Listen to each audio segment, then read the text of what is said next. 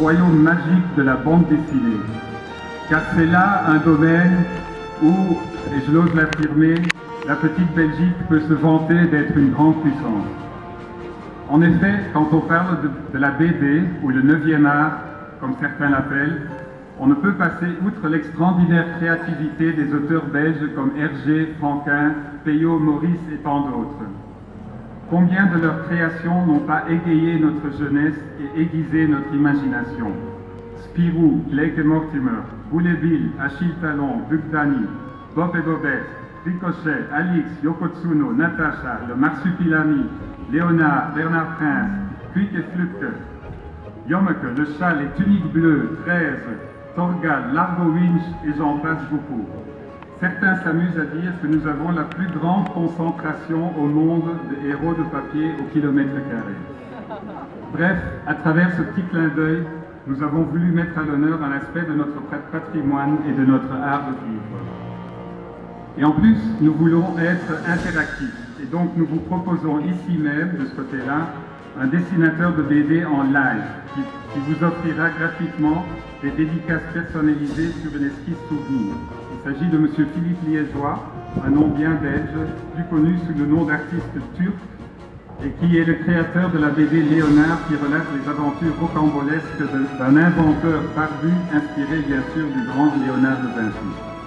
Ces albums sont en vente dans toutes les bonnes librairies de Dakar, mais ce soir, vous avez l'opportunité d'en acheter un exemplaire dédicacé et personnalisé.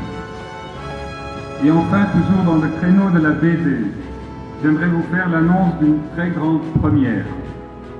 En effet, pour la fin de l'année, sortira aux éditions Casterman un tout premier album de Tintin traduit en Wolof. Que peut-on inventer de plus emblématique de l'amitié belgo-sénégalaise que Tintin qui parle le Wolof?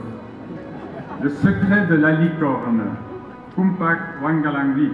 Tel est le titre du tout premier album de Tintin dans une langue africaine. De plus, préfacé par Abdou Diouf en sa qualité de secrétaire général de la francophonie. Cette parution est le fruit de l'initiative de l'ASBL ATS Belgique, ATS étant l'acronyme de l'association Toubacouta Sénégal.